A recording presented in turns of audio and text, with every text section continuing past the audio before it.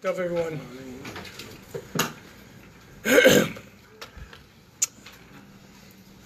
So let me ask you a question. When is a good time to get divorced?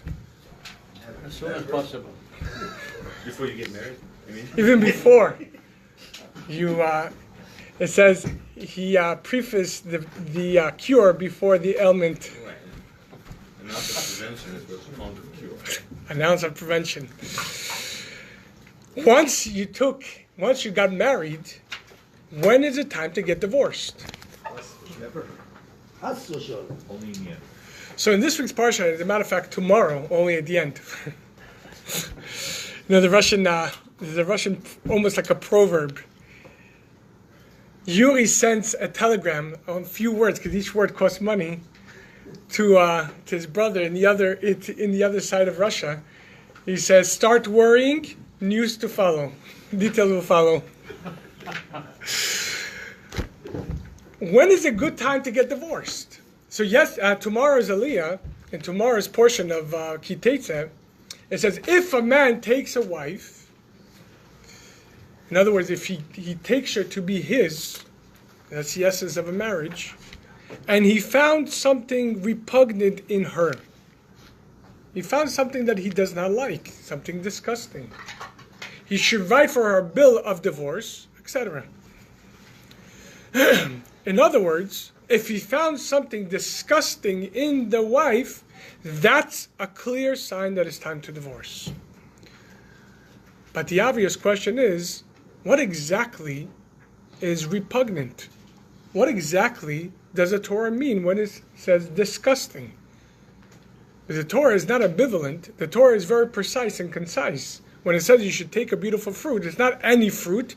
It's not relative to Australia for star fruit, and over here it's a kiwi, whatever it is. What exactly does repugnant mean?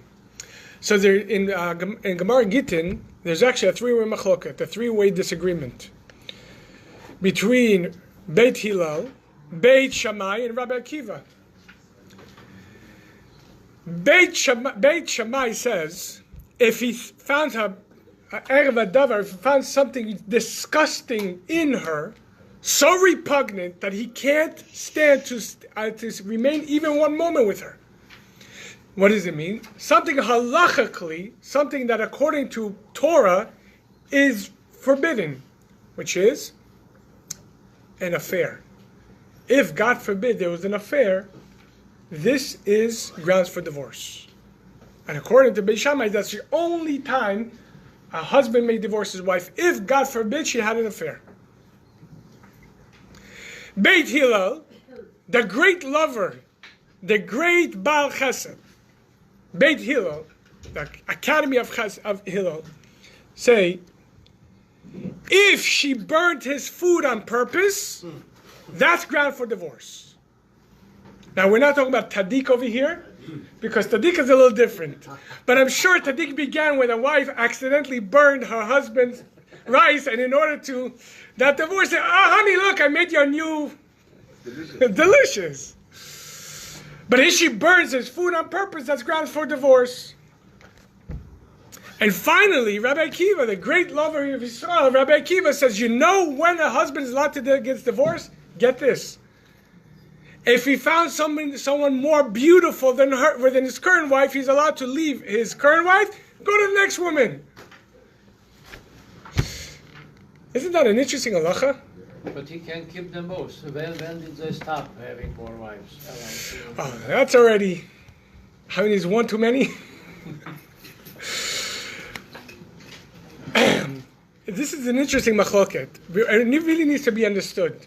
And it's full, because when we are speaking about a husband and a wife divorcing, we're not just speaking about the physical husband and wife, because as we know, the Torah speaks in this world and intimates to the highest of spiritual cosmoses. We're speaking about a Kadosh Baruch Hu, which is considered to be the husband, and Bnei Yisrael, which is considered to be the wife. When is Hashem allowed to divorce us? Even more. Being that every one of us has an actual part of God, an actual part of God is called our souls.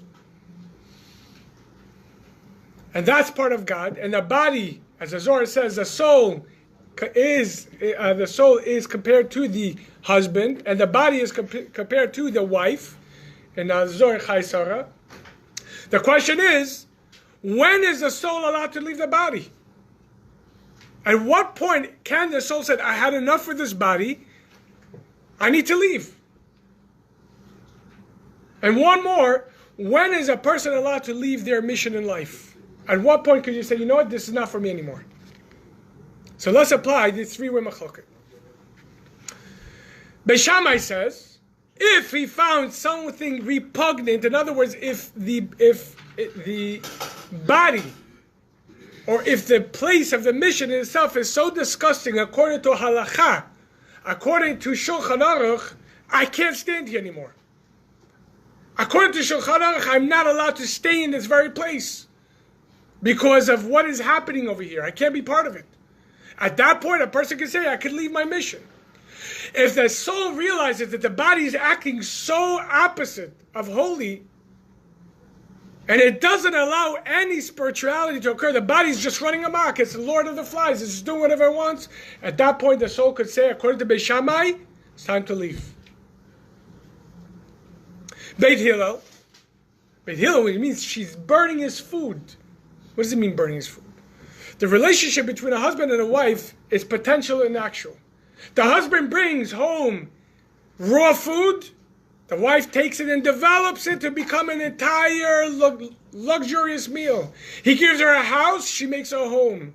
He gives her a seed in conception, she creates an entire living being, a new human being. The husband is potential and the wife is actual. When the Mishnah says if she burns his food, means she is burning the potential out of him. If a wife actively burns a husband out, what does it mean? I feel burnt out. I'm burnt out. I can't deal with it anymore. Not only I'm not myself anymore, not only I cannot move forward anymore, but I feel that my entire potential is being burnt out.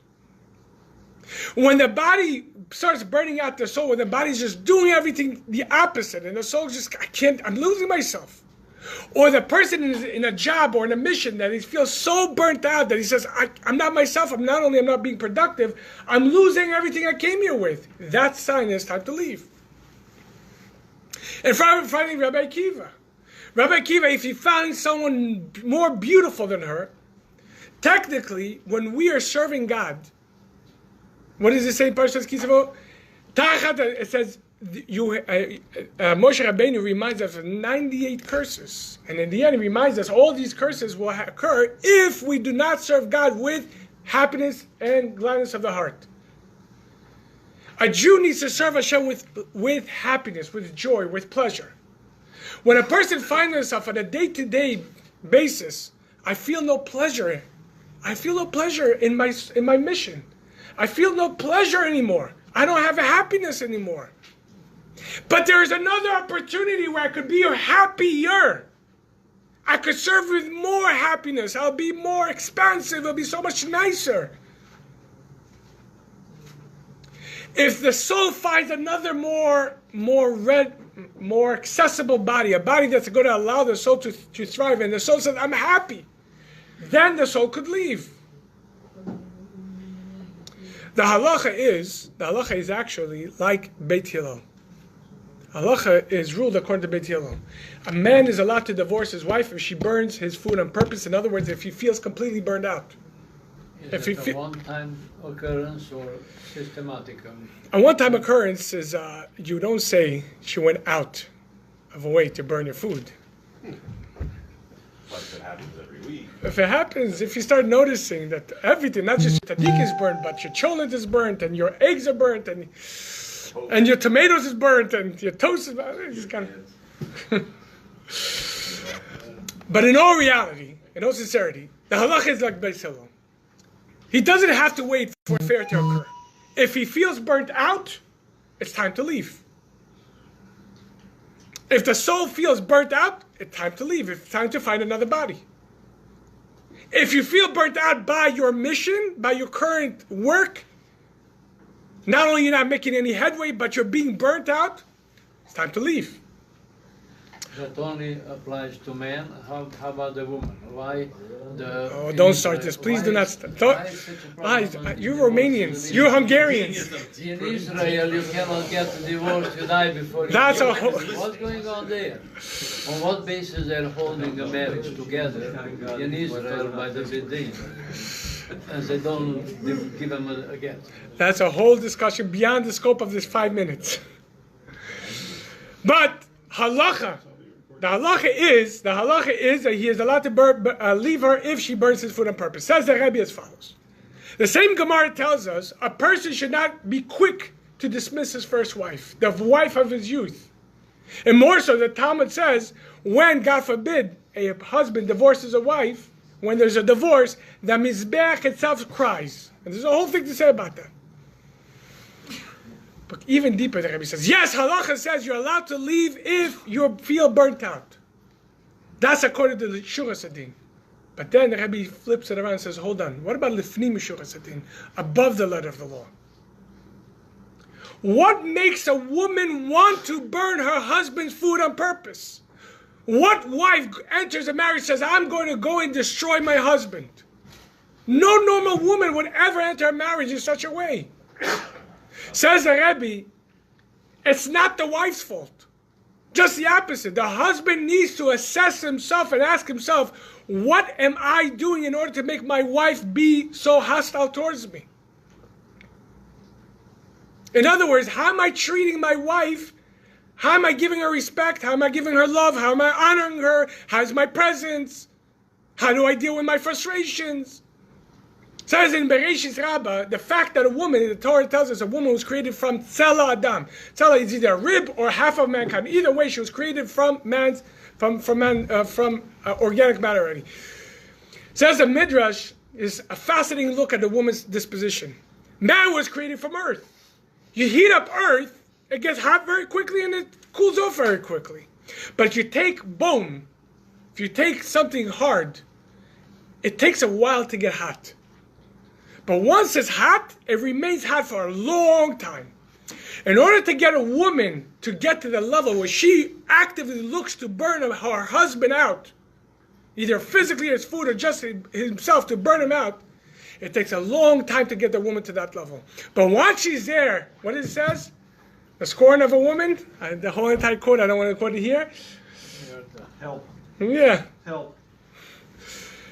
So as the Rebbe says, this is a time right now for tshuva. We need to reconfigure our life, recollaborate our lives. Ask ourselves, am I treating my environment, my mission? I'm complaining about my mission, but maybe I'm not treating it correctly. Maybe I'm not treating my body correctly. Maybe I'm not treating my wife correctly. This is a time to make tshuva, to recollaborate our life and go back. Go back to what we're meant to be. Time to make peace. Yom Tov. רבי חנניה בן עקשיא אומר רצה לקדוש ברוך הוא לזר כל לזר לפי חכי בלונתר ומצווה שנאמר